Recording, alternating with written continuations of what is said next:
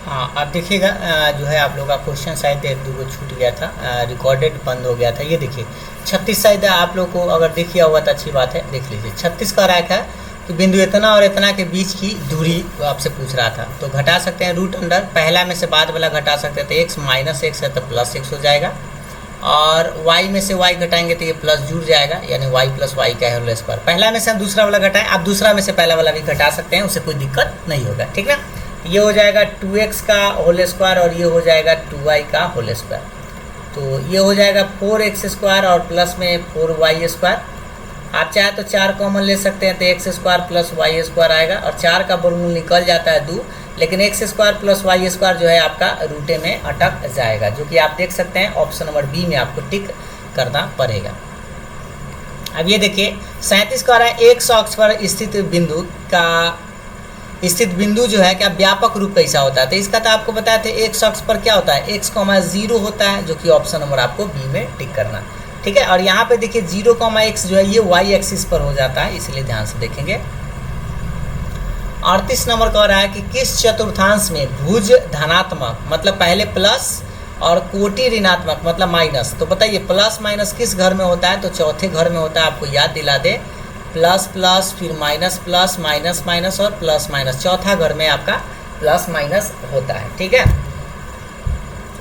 Next देखिएगा 39 number कह रहा है कि शीर्ष 0,0 3,0 0,4 से बने त्रिभुज की परिमिति। तो देखिए आप इसका परिमिति बड़ा आसान होता है, लेकिन इस बात को आपको समझना पड़ेगा थोड़ा सा कि कैसे। 0,0 यहाँ पे आप जानते हैं कि 0,0 है, 3,0 एक्स एक्सिस पर ये 3,0 मतलब यहाँ से यहाँ दूरी जो है आपका 3 हो गया, और 0,4 मतलब ये मान लीजिए 4 यहाँ पे है, 0,4 आपका पॉइंट है, तो ये 4 दूरी हो गया, और ये दूरी आपको निकालना पड़ेगा। तो देखिए अगर ये 3 है ये 4 है तो ये फिक्स है, कितना होगा 5 होगा समकोण त्रिभुज से।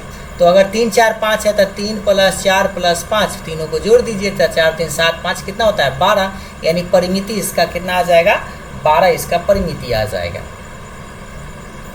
40 में कह रहा है बिंदु 3,5 की x अक्ष से दूरी। देखिए अभी जस्ट आपको बताए थे x अक्ष से दूरी क्या होता है y, और y अक्ष से दूरी क्या होता है तो x। तो यहाँ पे y का मान सिर्फ रख देना है 5 है, तो 5 इसका आंसर हो जाएगा ऑप्शन नंबर बी। 40 के बाद 41 नंबर सवाल देखेंगे, कह रहा है बिंदु -3,b और 1,b+4 को मिलाने वाले रेखाखंड के मध्य बिंदु का नियामक दिले है, -1,1 है, तो b का मान क्या होगा। तो देखिए मध्य बिंदु का नियामक y वाला निकाल लीजिए, क्योंकि आपको b बाद वाला में दिख रहा है, तो y नियामक क्या होगा b+4/2 बराबर लिखेंगे 1, क्योंकि यहाँ पर 1 के बराबर है, सिर्फ b वाला लिए हैं, तो ये हो जाएगा 2b+4 बराबर हो जाएगा 2, क्योंकि क्रॉस गुना कर दिए, तो इसे 2b बराबर हो जाएगा -2, और काटेंगे तो b का मान कितना आएगा माइनस में 1 आएगा, जो कि ऑप्शन नंबर पहला में ही करेक्ट है, ठीक है। 42 का रहा है बिंदु 7,-4 और -5,1 के बीच की दूरी बताइए। तो ये तो रूट अंडर दूरी सूत्र से बना लीजिए, पहला में से दूसरा घटा सकते हैं या दूसरा में से पहला। तो 7 में से -5 गया तो +5 हो गया, -4 में से 1 गया मतलब -1 का स्क्वायर हो गया। अब इसको आगे बढ़ाएंगे तो 7 5 12 का स्क्वायर हो जाएगा, और ये माइनस में 5 का होल स्क्वायर हो जाएगा। तो 12 का स्क्वायर 144, लेकिन माइनस का स्क्वायर भी प्लस ही होगा, तो ये 5 का स्क्वायर 25, जोड़ेंगे तो 169 का वर्गमूल होता है 13, जो कि ऑप्शन नंबर आपको दिख रहा होगा बी में आपका सही है, ठीक है। 43 नंबर कह रहा है कि मूल बिंदु से बिंदु इतना के बीच की दूरी, तो ये तो फॉर्मूला ही है, डायरेक्ट आपको याद होगा x² + y², जो कि रूट में होता है, जो कि ऑप्शन नंबर बी में आपको नजर आ रहा है। ये माइनस वाला भूल से भी आप नहीं मारिएगा। 43 के बाद 44 देखेंगे कि किस चतुर्थांश में भुज मतलब पहले माइनस कोटि धनात्मक मतलब प्लस, माइनस प्लस कहाँ होता है, तो ये तो बस आपको घर याद होना चाहिए, तो आपको पता है प्लस प्लस होता है, फिर माइनस प्लस होता है, माइनस माइनस होता है, प्लस माइनस होता है, तो ये तो दूसरा घर में ही है, तो ऑप्शन नंबर आपको कौन सा मारना है, बी नंबर आपको सही है, ठीक है। अब देखिए ये जो 45 नंबर सवाल देख रहे हैं कि सभी वृत्त तथा वर्ग होते हैं, तो सर्वांगसम होता है, समरूप होता है, या दोनों होता है, या इनमें से कोई नहीं, तो ये समरूप होता है, ठीक है। तो तो इसका आंसर कौन सा मारिएगा, ऑप्शन नंबर आपको बी में टिक करना होगा, ठीक है। क्योंकि समरूप त्रिभुज में समरूप में ही आपको बताया गया था, वृत्त भी समरूप होता है और वर्ग भी क्या होता है, समरूप होते हैं, ठीक है। नेक्स्ट प्रश्न 46 नंबर का रहा है कि ज्यामितीय चित्र जिनकी आकृतियां समान होती है किंतु आकार भिन्न भिन्न, आकार का मतलब जैसा वो है वैसा नहीं रहता है लेकिन दिखता वैसा ही है। जैसे मान लीजिए ये आप एक ट्रायंगल आप देख रहे हैं, ठीक है, एक ट्रायंगल ये दिखा, इसी में आपको एक छोटा सा ट्रायंगल ये भी आपको दिख रहा है, लेकिन आकार तो दोनों का सेम है, मतलब ठीक है, आकृति समान है, जैसे जैसा ही दिख रहा है वैसा ही दिख रहा है, लेकिन आकार अगर देखा जाए तो अलग अलग है। लेकिन इसको क्या कहते हैं, इसको हम लोग समरूप बोलते हैं। सर्वांगसम करने का मतलब होता है आकृति भी समान होता है और आकार भी समान होता है, ठीक है। 47 कह रहा है कि यदि किसी त्रिभुज में एक भुजा के समांतर कोई रेखा खंड खींची जाए, अन्य दो भुजाएं एक ही अनुपात में विभाजित होती है, तो ये किस प्रमेय का कथन है। तो ये थेल्स प्रमेय का है, क्योंकि पाइथागोरस थ्योरम तो आप जानते ही हैं कि कर्ण स्क्वायर बराबर लंब स्क्वायर जोड़ आधार स्क्वायर, और थेल्स प्रमेय यही कहता है कि अगर किसी त्रिभुज की एक भुजा के समांतर कोई रेखा खंड खींची जाए तो दो भुजाओं एक ही अनुपात में विभाजित हो जाती हैं, जो कि ये ऑप्शन नंबर ए मारिएगा। हीरोन फार्मूला आप जो कि 9th क्लास में पढ़े हो, मध्य बिंदु पर में दूसरा होता है।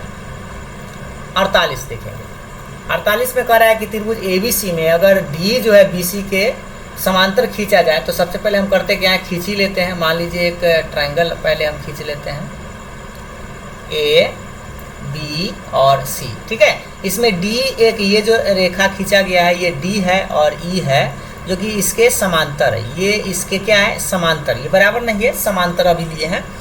AB और AC को जो D और E पर प्रतिच्छेद करता है, यहाँ पे D पर और E पर प्रतिच्छेद करता है, तो AD बटा DB क्या होता है। तो ये तो कंडीशन है थेल्स पर, मैं अभी आपको जस्ट बताया कि AD बटा DB बराबर होता है AE बटा EC। तो कह सकते हैं बराबर होगा AE बटा EC के बराबर। तो देखिए यहाँ AD बटा DB जो है लिखल है, तो कितने के बराबर होगा, AE बटा EC के बराबर होगा। तो AE बटा EC करने हैं, देख लीजिए AE बटा EC जो है आपका ऑप्शन नंबर सी में टिक करना होगा।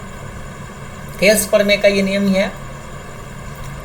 आप देखेंगे ध्यान से, 49 नंबर कह रहा है कि त्रिभुज ABC और त्रिभुज DEF सर्वांगसम, ठीक है, समरूप है, सॉरी समरूप है, और आपसे कह रहा है कि एंगल BAC अगर बराबर है एंगल EDF के, तो AB बटा AC किसके बराबर होगा। तो सबसे पहले हम ले लेते हैं समरूप त्रिभुज में, मान लेते हैं ये एक त्रिभुज है ABC और एक और त्रिभुज छोटा सा या बड़ा सा कोई भी ले सकते हैं, बस याद रखिए इसको नाम लेना है DE और F। ये दोनों क्या है, समरूप त्रिभुज है।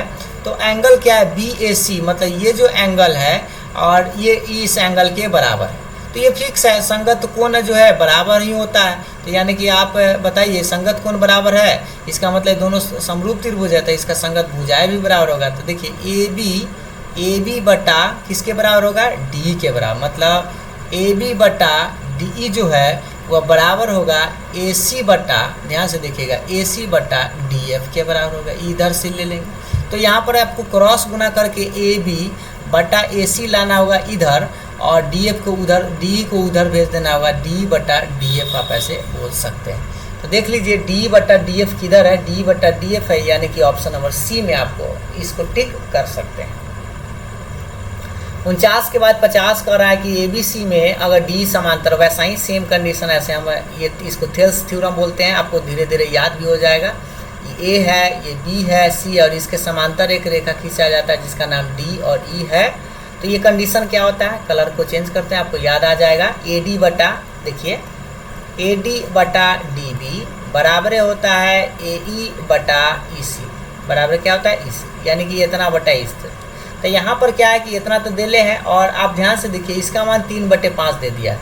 AC मतलब ये टोटल यहाँ से लेके यहाँ दे ले हैं 5.6, और AE पूछ रहा है, ये वाला पूछ रहा है, ठीक है। तो इसमें थोड़ा सा आपको दिमाग लगाना होगा कि करना क्या होगा। यहाँ तक आपको समझ में आ ही रहा है। अब आप AD का मान देखिए, इसको उलट दीजिए, थोड़ा सा इसको आप उलट दीजिए, या +1 अगर जोड़ दे, +1 इसमें अगर हम जोड़ दें तो DB आ जाएगा, जो कि हमें DB ये DB तो पता ही है, इसका मान आप लिख ही दीजिए। इसका AD बटा कितना है, 3/5 बराबर हो जाएगा AE का मान पता है क्या, एक बार देख लीजिए। AE का मान नहीं पता है, ए ई, ये जो आपको ए ई दिख रहा है इसका मान पता नहीं है, ई सी का मान भी पता नहीं, लेकिन ए सी पता है। थोड़ा सा इसको हम एक चीज़ और समझा दें आपको, कलर थोड़ा सा चेंज करके देखिएगा ध्यान से कि ये टोटल जो है आपको देले हैं कितना 5.6, और ये टोटल में क्या है कि हमें ए ई अगर निकालें तो 5.6 में से इसको घटा लेंगे अगर हम ई सी अगर घटा लें, ई सी भी पता नहीं है, ई सी भी हमें पता नहीं है, ठीक ना। तो ए सी बराबर हम इसको थोड़ा सा इस तरह से निकाल सकते हैं, ई सी अगर हम निकालें इसमें +1 जोड़ के तो हमें कुछ ना कुछ का मान निकल जाएगा। एक बार हम आपको बता दें 3/5 इधर भी 1 जोड़ देते हैं तो ये आ जाएगा 3 + 5, भिन्न का जोड़ बना रहा है, ई सी ऊपर हो जाएगा ए ई प्लस ई सी। ऐसा क्यों किए हैं ताकि एक दूसरा जो थ्योरम है वो हम लगा सके। तो इधर आ जाएगा 8/5 और इधर ए ई और ई सी जब जोड़ते हैं ना, ए ई ये जो ए ई है और ई सी जोड़ते हैं तो वो ए सी के बराबर पक्का पक्की कर जाता है, तो इसीलिए बराबर ए सी और बटा में आपका ई सी रहेगा, ठीक है। और 8/5 छोड़ दीजिए और ए सी का मान दे दिया है 5.6, और ई सी ही शायद पूछ रहा है क्या, नहीं आपसे ए ही पूछ रहा है, तो पहले हमें ई सी निकाल लेते हैं, ठीक है। ई सी निकाल लेते हैं तो इसको आप काट सकते हैं, तिरछा तिरछी आप गुना करिए, ये 1 नंबर का सवाल ना समझे, इसको थोड़ा सा बड़ा हो जाएगा, ये 8 गुने ई सी बराबर हो जाएगा 5.6 गुने में 5, ठीक है। 8 से काटेंगे तो 8 से दशमलव काट दीजिए तो बटा में 10, 8 से 56 ये 7 बार में कट जाएगा, तो ई सी बराबर हो जाएगा 7/35/10 यानी 3.5 आ गया ई सी। लेकिन आपसे ना वो पूछ क्या रहा था, यही पूछ रहा था, ये वाला दूरी आपसे पूछ रहा था, पूरा में से मतलब 5.6 में से आपको 3.5 घटा लेना होगा, तो 1 या 2.1 इसका आंसर आना चाहिए, ठीक है। ये 3.5 जो अभी आया उसको घटा लेंगे, यानी कि ऑप्शन नंबर क्या मारेंगे, डी मारेंगे, ठीक है। अगला सवाल देखिए, 51 नंबर कह रहा है कि यदि किसी वृत्त की परिधि दे ले तो परिधि क्या होता है 2πr होता है बराबर 88। आप जानते हैं पाई का मान 22/7 और आर का मान नहीं पता है तो आर छोड़ दीजिए, बराबर 88 लिखिए। इसको काट सकते हैं, 22 × 88 होता है, ये 2 दूनी 4 भी कट जाएगा, यानी आर बराबर ई 7 में 2 से 14 यानी 14 सेंटीमीटर आपका आर का मान आ गया। क्षेत्रफल पूछ रहा है तो वृत्त का क्षेत्रफल क्या होता है πr² होता है, पाई का मान 22/7, आर मतलब 14 गुने 14 आप लिखेंगे, तो 14 में ये काट दीजिए, 7 दूना 14 हो गया, तो 14 दूनी 28 या 22 दूना 44 में आपको 14 से गुना कर देना है, तो 14 चक्का 56 हासिल 5, 14 चक्का 56 और 5 हो जाएगा 61, यानी 616 आना चाहिए, जो कि ऑप्शन नंबर बी में आपको नज़र आ रहा है, ठीक है। अब देखिएगा नेक्स्ट प्रश्न, 52 नंबर कह रहा है कि अर्धवृत्त की परिमिति क्या होता है। तो देखिए पहले अर्धवृत्त ये है, ठीक है, ये अर्धवृत्त है, तो अर्धवृत्त में क्या होता है, पहले पूरा का क्या होता है 2πr होता है, आधा करेंगे अर्धवृत्त मतलब 2 से भाग, और प्लस में ये जो ये आर और आर जो है ना ये जुड़ जाता है, यानी 2r होता है, ये 2 से 2 कटता है, यानी फार्मूला होता है πr + 2r। ये ऑप्शन नंबर बी अर्धवृत्त की परिमिति या परिधि। 53 का मान निकालना है 3 sec 30 किसके बराबर होता है। तो देखिए sec 30 न याद हो तो sec 30 cosec 60 के जैसन, और cosec 60 sin 60 क्या होता है 3/2, तो उलट जाएगा तो 2/√3 हो जाएगा होल स्क्वायर। tan 45 1 होता है तो 1 का स्क्वायर करेंगे, 3 गुने 2 का स्क्वायर 4/3 और प्लस में 4 गुने 1 आएगा, 3 से 3 कट जाएगा, तो 4 + 4 4 कितना होता है 8, जो कि ऑप्शन नंबर डी बोल रहे हैं, ऑप्शन नंबर सी में आपको नजर आ रहा है, ठीक है। 54 नंबर कह रहा है थीटा कोण वाले त्रिज्यखंड का क्षेत्रफल। तो बताइए त्रिज्यखंड का क्षेत्रफल क्या होता है, θ/360 गुने πr²। देखिए क्षेत्रफल पूछे तो πr², और ये चाप की लंबाई पूछता है तो θ/360 गुने 2πr होता है, ठीक है। ये जो ऑप्शन नंबर पहला है वो चाप की लंबाई पूछता है तब, तो ये तो गलत है, यही है ऑप्शन नंबर बी में आपको टिक करना था, ठीक है। अब देखिए 55 कह रहा है कि किसी वृत्त की 2 त्रिज्याओं तथा संगत चाप से घिरा क्षेत्र क्या कहलाता है। तो समझिए पहले, ये वृत्त मान लीजिए वृत्त है और वृत्त की 2 त्रिज्याओं, तो 2 त्रिज्या ले लीजिए, यहाँ से एक त्रिज्या, एक यहाँ से त्रिज्या ले लीजिए, 2 त्रिज्या और संगत चाप तो ये है, इससे द्वारा ये जो क्षेत्र बन रहा है इसको क्या कहते हैं, इसको हम लोग त्रिज्यखंड बोलते हैं, जो कि ऑप्शन नंबर बी में आपको नजर आ रहा है, ठीक है। अब देखिएगा अगला 56 नंबर कह रहा है कि 21 सेंटीमीटर त्रिज्या तथा 120 डिग्री केंद्रीय कोण वाला त्रिज्यखंड की परिमाप। तो अभी जस्ट आपको बता थीटा बटे क्या होता है 360 गुने होता है 2 पाई आर। फॉर्मूला थीटा के मान 120 कह रहा है बटा 360, 2 पाई के मान 22/7, आर के मान दे ले 21। अब इसको काटिए, 12 तिहाई 36 यानी 3 बार में कटेगा, और ये 7 तिहाई हो जाएगा 21, 3 से 3 भी कट जाएगा तो गुना कर लीजिए। तो 22 गुना कितना हो जाएगा 44 यानी 44 सेंटीमीटर, ऑप्शन नंबर सी। 56 के बाद 57 नंबर सवाल देखिए, 22 सेंटीमीटर परिधि वाले वृत्त के एक चतुर्थांश का क्षेत्रफल, मतलब परिधि इसका 22 है, तो परिधि क्या होता है 2 पाई आर होता है, बराबर कितना है 22 देले है। तो 2 पाई के मान 22/7, आर रहेगा बराबर के बाद 22, 22 से 22 कट जाएगा एक बार में, यानी कि कहेंगे 2r/7 बराबर 1, यानी 2r बराबर 7, यानी r बराबर आ जाएगा 7/2 सेंटीमीटर। आर के मान निकल गया। और आपसे पूछ रहा है चतुर्थांश का क्षेत्रफल, तो चतुर्थांश का क्षेत्रफल होता है 1/4 गुने पाई आर स्क्वायर। तो 1/4 रहेगा, पाई के मान 22/7, आर के मान 7/2 गुने 7/2, क्योंकि 2 बार 7 से 7 कटेगा। अब इसको काटिए आप, इसको कटेगा, ये तो नहीं कटेगा, 22 है तो 11 से कट सकता है, इसको 2 कट गया है ना, 11 दूनी 22। अब ये हो जाएगा 11 7 77 और 4 दूनी 8, यानी 77/8 centimetre square. Option number C में आपको टिक करना होगा। ठीक है, 58 नंबर सवाल देखिएगा ध्यान से, कह रहा है बाहरी त्रिज्या आर, आंतरिक त्रिज्या छोटा आर है वाली अंगूठी का क्षेत्रफल।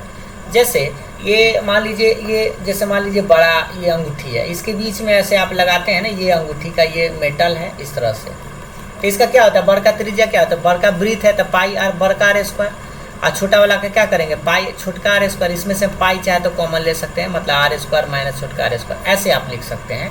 तो देख लीजिए कौन सा आंसर मारिएगा, ऑप्शन नंबर बी मारिएगा। ठीक है, 59 नंबर सवाल समझेंगे अब, यदि अर्धवृत्ताकार चांद का परिमाप दे ले, तो अर्धवृत्त का परिमाप अभी जस्ट बताए थे आपको हम, पाई आर प्लस में क्या होता है पाई आर प्लस 2r होता है। ठीक है, बराबर कितना दे ले 36 दे ले, इसमें से चाहे तो r कॉमन ले सकते हैं, तो पाई प्लस 2 भी आप इसको बोल सकते हैं, बराबर 36 रहेगा। और r के मान पता नहीं है तो पाई के मान 22/7 और 2 रहेगा बराबर के बाद 36। इसको भिन्न का जोड़ बना के r का मान निकालिए, तो लघुत्तम 7, तो 22 7 दूना हो जाएगा 14 बराबर के बाद 36 आपका रहेगा। इसे सेम प्रश्न पूछता है तो ये 36/7 बराबर 36, 36 से 36 कट जाएगा एक बार में, तो r बराबर आ जाएगा 7, क्योंकि 36 गुना कर देंगे। तो r के मान आया है, लेकिन आपसे पूछ रहा है व्यास, और व्यास बराबर आप जानते हैं कि 2r होता है, मतलब 2 गुने 7, 7 दूना कितना 14, यानी ऑप्शन नंबर बी में आपको टिक करना होगा। ऑप्शन नंबर ए में जल्दीबाजी में नहीं, क्योंकि आपसे व्यास पूछ रहा है। 60 कह रहा है कि किसी त्रिभुज की माध्यिका एक ही बिंदु से होकर जाती है, यह बिंदु प्रत्येक माध्यिका को किस अनुपात में विभाजित करती है, तो ये थ्योरम ही है 2:1 के अनुपात में यह विभाजित करती है। अब देखिए 61 कह रहा है किसी त्रिभुज की भुजाओं के लंब समद्विभाजक एक ही बिंदु से होकर जाते हैं तो क्या कहलाते हैं, ये इसको आपको थोड़ा सा बताना है। ठीक है, इसको हम लोग परिकेंद्र बोलते हैं। क्या बोलते हैं, परिकेंद्र, यानी कि सरकम सेंटर, ये परिकेंद्र बोलते हैं। ठीक है, ये सब तो परिभाषाएं हैं जो आपको याद होना चाहिए। 62 नंबर कह रहा है यदि समबाहु त्रिभुज की प्रत्येक भुजा की लंबाई x हो, किसी शीर्ष से सम्मुख भुजा पर डाले गए लंब की लंबाई क्या होगा, यानी कि ये मान लीजिए ये आपका समबाहु त्रिभुज है, x है, इधर भी x है, इधर भी x है। ठीक है, समबाहु त्रिभुज है, तो इसका ये जो लंब डालते हैं ये ऊंचाई कितना, ये आपसे पूछ रहा है, तो ये x/2 हो जाएगा, और ये आपका x है। तो लंब आपसे पूछ रहा है तो घटा सकते हैं, या आपका डायरेक्ट फार्मूला भी होता है √3 गुने भुजा, यानी ऐसे भी आप लगा सकते हैं। ठीक है, तो √3x/2 आप आंसर भी बोल सकते हैं, ऑप्शन नंबर बी। और ना तो बनाकर भी आप कर सकते हैं, लंब बराबर क्या निकालेंगे, रूट अंडर निकाल देंगे x² माइनस x/2 का होल स्क्वायर, इसको घटा लीजिएगा, जो आएगा आपका आंसर आ जाएगा। तो x² माइनस x² बटा 4, भिन्न उनका जब घटाव बनाएंगे तो 4x² माइनस x² बटा 4। ठीक है, 4 में से घटेगा तो 3 आएगा, मतलब 3x² बटा 4, 3 का वर्गमूल तो न निकलता है, रूटे में रह जाएगा, और x² तो एगो x बाहर, और बटा में 4 है तो 4 का वर्गमूल तो निकलता है, तो ऐसे भी आप आंसर बोल सकते हैं। ठीक है,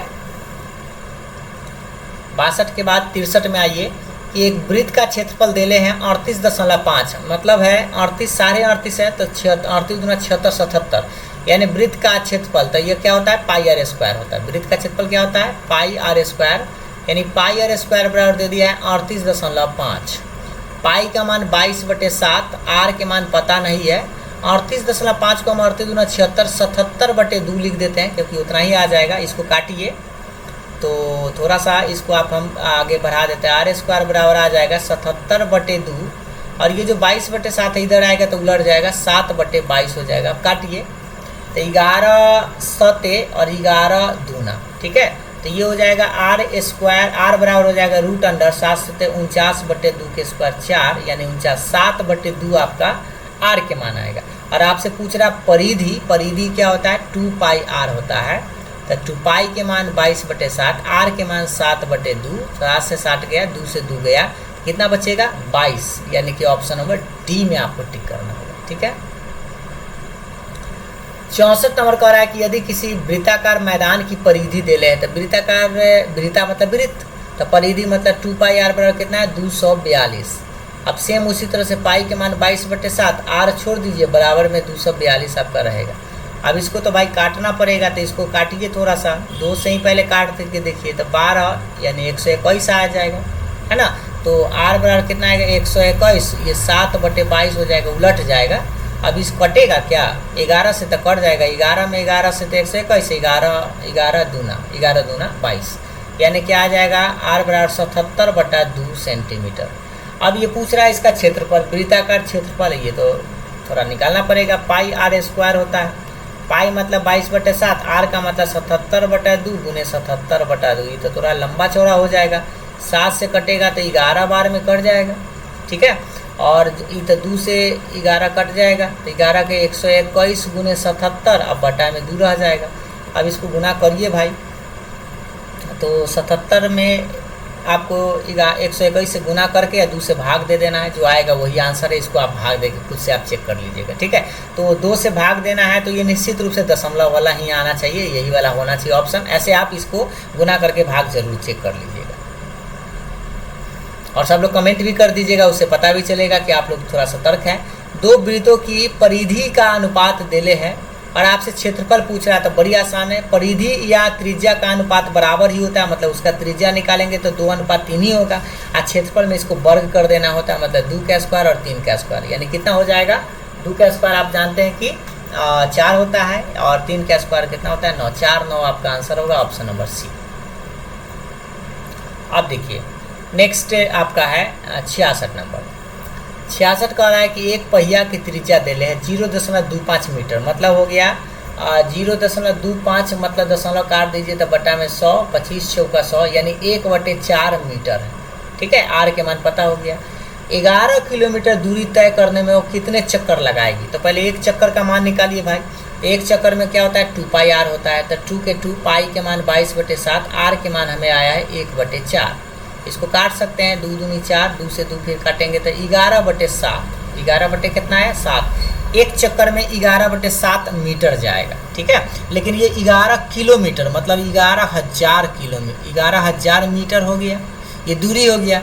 और एक मतलब एक चाल में कितना गया 11/7 जाएगा, ठीक है। 11/7 से इसको आपको भाग दे देना है, ठीक। अब भाग दीजिएगा तो ये तो बेचारा उलट जाएगा, तो ये हो जाएगा 11,000 और 7/11, 11 से इसको काट सकते हैं, कटेगा तो 1, यानी 1000 गुने 7, यानी 7000 इसका आंसर आएगा। 7000 चक्कर इसको मारना पड़ेगा, ठीक है। 67 नंबर कह रहा है कि sin 63/cos27, तो देखिए इस दोनों को जोड़ के अगर 90 आ रहा तो कट जाएगा, 1 आ जाएगा, इसका आंसर हो जाएगा ऑप्शन नंबर सी। ये तो बहुत बार हम आपको बताएं हैं।